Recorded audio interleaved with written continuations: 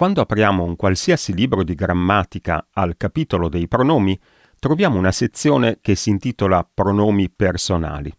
E allora, giustamente molti mi chiedono, ma questi pronomi personali si usano solo per le persone o anche per gli oggetti inanimati o per gli animali? La cosa migliore è vedere i vari casi, quindi i pronomi soggetto e poi vedremo i pronomi atoni, quelli diretti e quelli indiretti.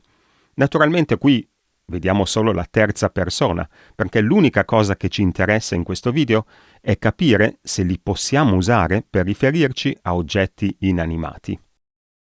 Cominciamo dai pronomi oggetto diretto, perché è il caso più semplice.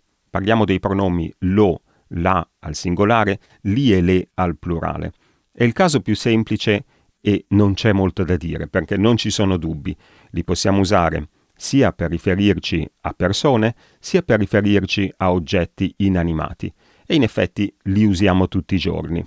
Ne ho appena usato uno per riferirmi ai pronomi. Ho detto li usiamo tutti i giorni. E quindi usiamo questi pronomi in frasi come mangio il panettone, lo mangio, chiamo Gianni, lo chiamo. Il pronome è esattamente lo stesso. In un caso si riferisce a un oggetto, il panettone, nell'altro a una persona.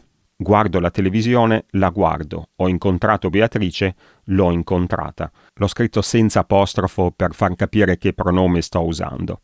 Non c'è altro da dire. Li possiamo usare tranquillamente per persone, cose, oggetti inanimati, animali, eccetera.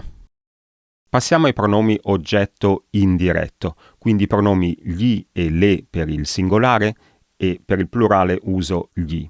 E qui le cose cominciano a complicarsi un po'. Per le persone naturalmente li usiamo tutti i giorni. Telefono a Paolo, gli telefono. Regalo un libro a Francesca, le regalo un libro. Ma si possono usare per riferirsi a oggetti inanimati? Vediamo cosa scrive Serianni nella sua grammatica. Alcuni grammatici sconsigliano l'uso di gli e le in riferimento a cosa. In realtà, una frase come «Questo orologio non funziona, che cosa gli hai fatto?» è normale nella lingua parlata e ha tutte le carte in regola per figurare bene anche in quella scritta. Comunque, l'alternativa non potrebbe consistere nel pronome esso. È molto improbabile «Che cosa hai fatto adesso?» ma in un diverso giro di frase.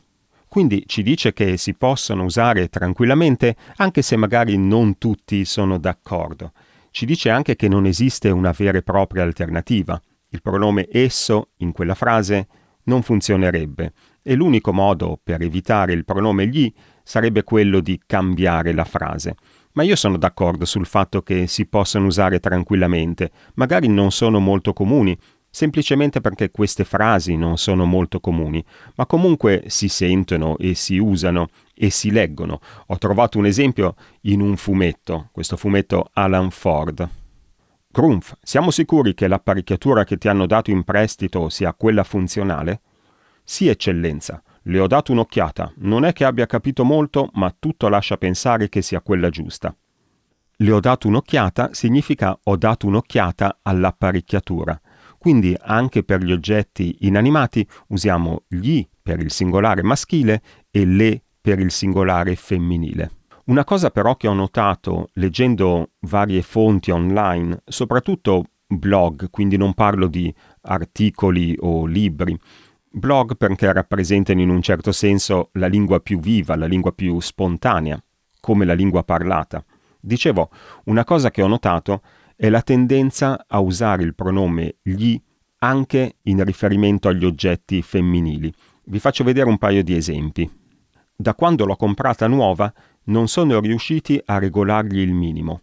Qui l'utente sta parlando di un'automobile, di una macchina, la Fiat Multipla, quindi un oggetto femminile, singolare femminile. E la cosa interessante è che nella prima parte della frase l'utente usa effettivamente il femminile. Scrive «l'ho comprata nuova», quindi participio passato al femminile e aggettivo al femminile. E possiamo immaginare che quel L' sia il pronome la, naturalmente. Ma nella seconda parte della frase si riferisce allo stesso oggetto con il pronome indiretto gli. Non sono riusciti a regolargli il minimo. Il secondo esempio è simile. In questo caso parliamo di una spazzola per i capelli. La spazzola è in bambù, senza trattamenti, quindi non te lo consiglio. Preventivamente dovresti dargli una mano di vernice se vuoi usarla sotto l'acqua.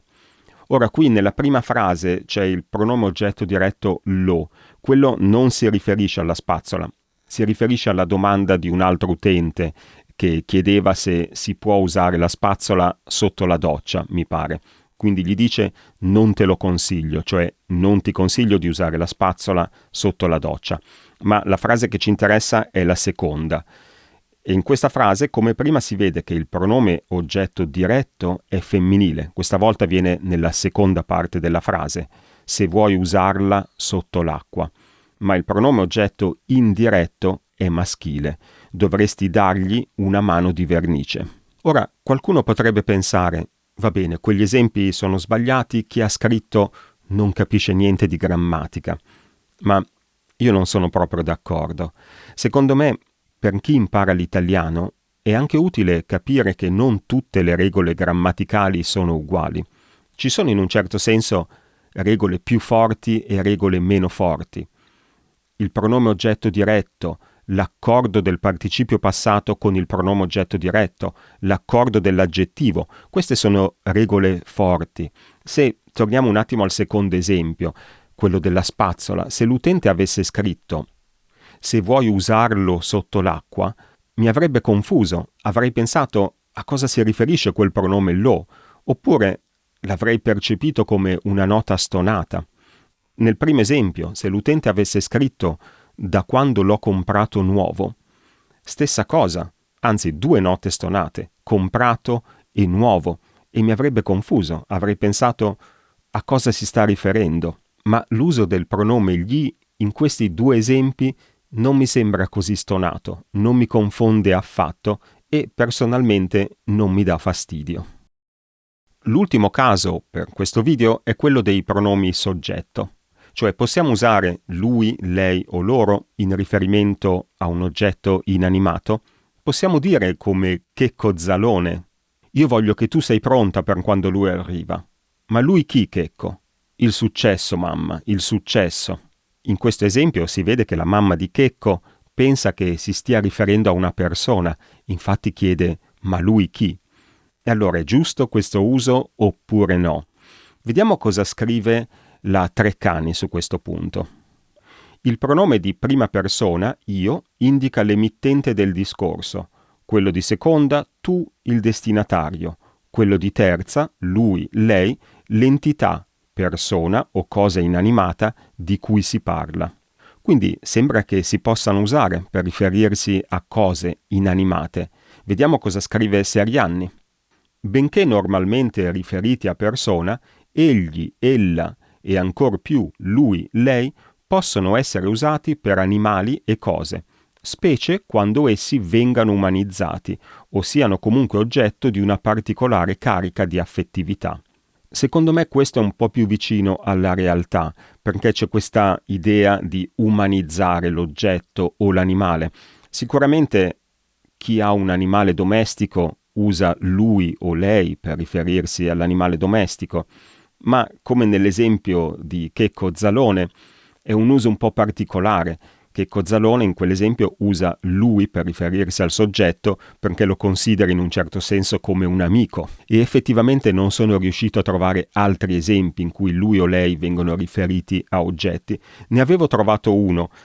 Tempo fa ho letto un articolo, se non ricordo male, sul Corriere della Sera, in cui il giornalista usava il pronome lui in riferimento allo sport, e non era un caso particolare, non stava umanizzando lo sport, lo usava in maniera normale per riferirsi allo sport, ma purtroppo ho perso quell'esempio. L'ho scritto da qualche parte ma non lo trovo più, però è l'unico esempio che mi ricordo.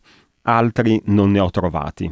Una cosa interessante, se torniamo un attimo a quel passaggio di Serianni, è che non usa il pronome loro per riferirsi ai pronomi, cioè a degli oggetti, ma usa il pronome essi e scrive quando essi vengano umanizzati.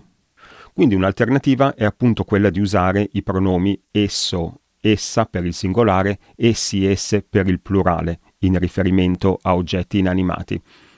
Il mio consiglio è quello di evitare, se possibile, di usare lui o lei in riferimento a oggetti inanimati o animali che non siano animali domestici. Se proprio necessario, in alcuni casi appunto si può usare esso, essa, essi o esse, tenendo presente però che nella lingua parlata non sono affatto comuni, quindi magari si usano un po' più spesso nello scritto che nel parlato. La cosa importante da ricordare è che nella maggior parte dei casi non è necessario usare un pronome soggetto. Grazie per avermi seguito fin qui, se ti è piaciuto il video lasciami un bel pollicione e ci vediamo nel prossimo video. Ciao!